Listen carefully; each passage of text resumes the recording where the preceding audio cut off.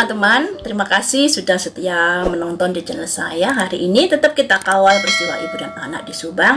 Dan buat kalian yang sudah menonton, senantiasa sehat, rezeki berlimpah, dan selalu dalam perlindungan Tuhan. Hari ini tetap kita kawal peristiwa ibu dan anak di Subang. Saya tidak memprediksi, tapi saya ingin membacakan pemberitaan dan menganalisanya bareng-bareng bersama kalian ya. Dari Dex Jabar, di mana ada ini ya. Tak kelihatan ya saya baca saja ya. Kasus Subang memanas, pengacara Danu mau kirim kronologi ke Presiden. Rohman Hidayat, korban itu Yosep dan Yoris ya. Saya baca langsung ya. Pada tanggapan dari Pak Rohman Hidayat, kuasa hukumnya Danu dan Yoris, mengenai keinginan Pak Ahmad Taufan yang ingin mengirim kronologi kejadian versi mereka kepada Bapak Presiden.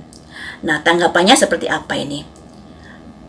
Menanggapi rencana itu, kuasa hukum Yosep dan Yoris, Rohman Hidayat, balik mempertanyakan siapa sebetulnya yang menjadi korban dalam kasus Subang tersebut.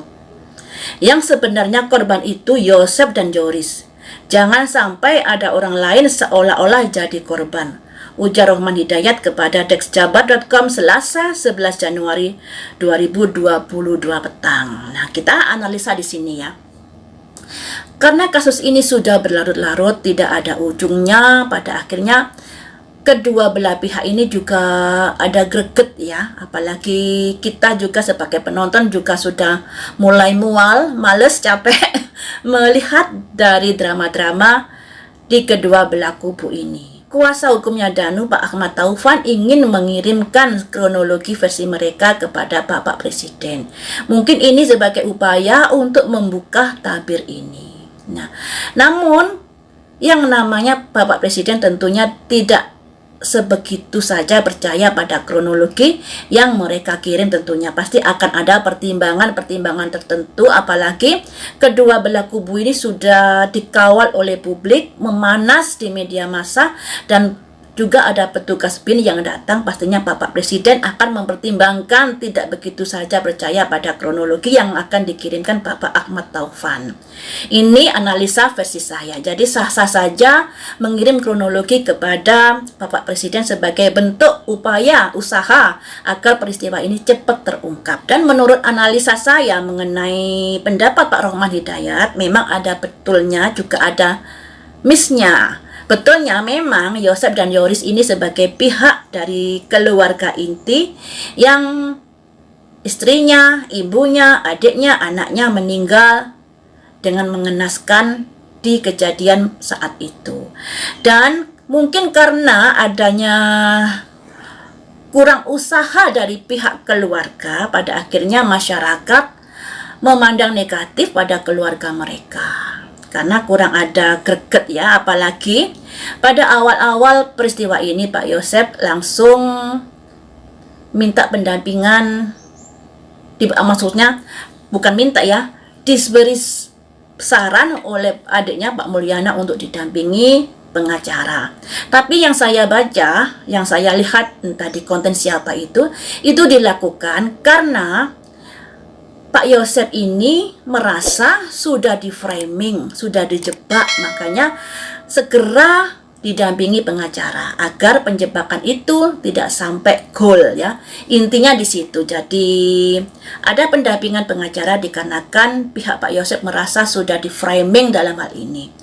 Nah, entah yang benar mana kita nggak tahu, kita lanjut saja ke depannya bagaimana perkembangan peristiwa ini. Tapi yang diomongkan Pak Rohman Hidayat juga ada benernya, karena Yosep dan Yoris lah yang menjadi korban atas peristiwa ini, dan jangan sampai ada orang lain yang seolah-olah jadi korban ya. Jadi gini loh guys, masing-masing pengacara pasti akan membela kliennya masing-masing. Pak Rohman Hidayat membela Yoris dan Pak Yosep. Demikian juga Pak Ahmad Taufan juga membela Danu. Tentunya masing-masing kubu ini mempunyai kronologinya masing-masing. Nah, jadi entah mana yang akan benar kronologinya, kita lihat saja kelanjutannya ke depannya. Selanjutnya saya baca lagi Rohman Hidayat menjelaskan bahwa Yosef turut menjadi korban lantaran sang istri Tuti Suhartini dan anak Amalia Mustika Ratu meninggal dunia. Demikian pula Yoris yang kehilangan ibu dan adiknya. Seharusnya mereka yang lebih berhak mengadu ke aparat penegak hukum untuk mendapatkan keadilan. Jadi besar harapan saya Polda Jabar segera bertindak, ujarnya. Jadi Pak Rohman Hidayat ini lebih menuntut kalau Polda Jabar segera bertindak dalam peristiwa ini, segera mengungkapkan peristiwa ini, jangan terlalu lambat ya. Tapi menurut dari Polda Jabar yang pernah saya lihat, kayaknya Polda Jabar ini kesulitan untuk menemukan dua alat bukti. Makanya peristiwa ini menjadi agak memanjang, melebar dan gak karu-karuan ya. Selanjutnya saya baca lagi. Rohman Hidayat mengungkapkan bahwa sekarang ada kalangan yang mempersoalkan bahwa pihaknya mencurigai saksi Danu. Padahal dahulu justru Danu yang lebih dahulu mencurigai Yosef. Yang dikatakan Pak Rohman Hidayat ini memang benar, ya memang benar. Bukan Danu saja, kita pun pada awalnya juga mencurigai Pak Yosef di awal-awal peristiwa ini karena mungkin kita tidak melihat bukti-bukti yang baru saat itu. Tapi ketika ada bukti-bukti yang kemudian bisa di publik, makanya kita jadi berimbang, ada kubu Danu dan kubu Yosef di netizen saat ini. Tapi saya di sini netral, nggak berpihak karena nggak ada untungnya. Ya, saya selalu menguliti kedua belah sisi di sini. Selanjutnya, kalau dulu dia mencurigai klien saya, sekarang saya mencurigai Danu, ya wajar, proses berjalan, ujarnya. Rohman Hidayat pun menjelaskan tentang pernyataan bahwa ada berita acara pemeriksaan BAP Danu yang berubah-ubah. Hal itu terjadi saat Danu diperiksa sebelum didampingi pengacara. Ya memang bisa disadari lah ya. Orang yang nggak didampingi pengacara pasti ada hal-hal yang begitu menyesakkan pikiran dan dada ketika diperiksa oleh Pak Polisi, apalagi dicerca dengan pertanyaan-pertanyaan yang tentunya membuat stres dan tertekan. Namun kalau ada kejujuran atau kalau tidak ada sangkut pautnya, pastilah akan bicara jujur mulai awal. Tapi si Danu ini bicaranya berubah-ubah seperti ada sesuatu yang disembunyikan. Nah, ini juga patut dicurigai. Kalau si Danu tidak ada sangkut pautnya dalam perkara ini, pastinya dia lantang bicara jujur. Tidak serba berubah-ubah pikirannya sedari awal. Bukan alasan didampingi atau tidak ya, tapi kalau dia jujur sedari awal, itu menandakan kalau dia tidak ada sangkut pautnya dalam peristiwa ini. Tapi kalau sudah dari awal dia habis A, langsung berubah B, langsung berubah C, itu bisa dikatakan apa ya? Ketidakjujuran yang sudah dilakukan oleh Danu. Tapi setelah ada pendampingan dari kuasa hukum, kita tidak melihat lagi adanya perubahan-perubahan dari pendapat Danu mengenai perkara ini. Jadi bisa dikatakan Danu ini ada kondisi yang lebih stabil dari kemarin-kemarin itu. Kemudian saya lanjut ya. Karena sejak peristiwa ibu dan anak di Subang terjadi pada tanggal 18 Agustus 2021 hingga 18 Oktober 2021, Danu, Yoris, dan istrinya Yanti masih belum didampingi pengacara. Dengan kata lain, mereka baru memiliki pengacara setelah menjalani beberapa kali BAP. Jadi yang saya pastikan, Danu berubah-ubah keterangan itu ketika mereka belum didampingi pengacara, kata Rohman Hidayat. Rohman Hidayat pun menegaskan mengapa ia baru menyampaikan fakta bahwa Danu sering berubah-ubah keterangannya karena ia baru menjadi pengacara Yoris pada akhir tahun 2021. Yang artinya, Yoris sudah cerita panjang lebar kepada Pak Rohman Hidayat mengenai Danu saat diperiksa yang sering berubah-ubah pikirannya atau keterangannya. Dan itu mungkin membuat Yoris kecewa kepada Danu yang akhirnya meminta agar dia dipisah kuasa hukumnya oleh Pak Ahmad Taufan yang saya baca-baca di media sosial, di mana Yoris ini sudah menelpon Pak Ahmad Taufan minta agar tidak disatukan dengan Danu dan tetap dalam naungan pengacara Pak Ahmad Taufan. Tapi Pak Ahmad Taufan berpikir lawang saat ini masih belum jadi tersangka. Nah, jadi dimentai Pak Ahmad Taufan seperti itu. Mungkin karena hal itu ada kekecewaan sehingga Yoris berpindah ke lain hati pengacaranya ya guys. Ya, semakin seru. Saya lanjutkan ya.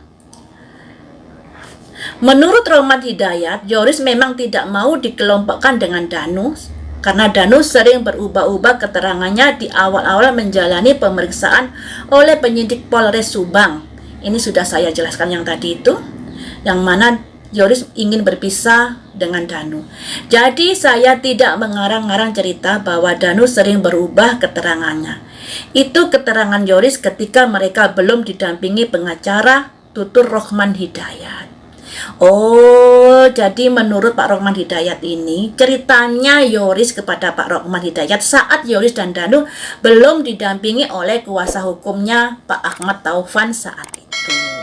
Jadi Danu ini sering berubah-ubah keterangannya.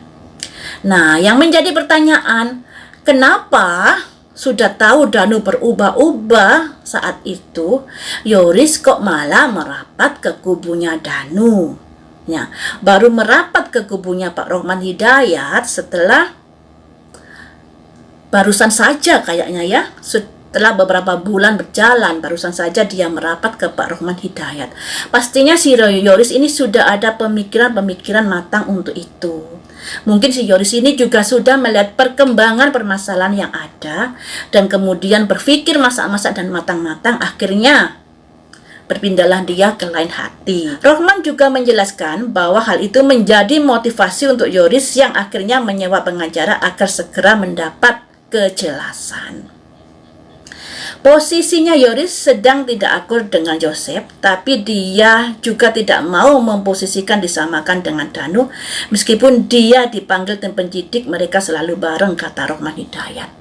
Jadi begini guys, saat Yoris tidak akur dengan Pak Yosep, dia kan sering jalan bareng-bareng dalam pemeriksaan di kepolisian, jalan bareng-bareng dengan Danu. Tapi di sini Pak Rohman Hidayat menjelaskan, meskipun tiap dipanggil tim penyidik mereka selalu bareng, tapi Yoris tidak mau diposisikan disamakan dengan Danu.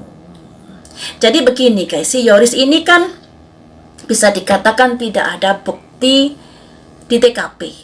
Itu bisa lebih aman daripada Danu. Sedangkan Danu ini ada beberapa bukti di TKP. Kalian bisa lihat sendirilah di pemberitaan, ada putung rokok, ada sidik jari, ada sidik jari juga di mobil Alphard yang tentunya itu kurang aman untuk Danu.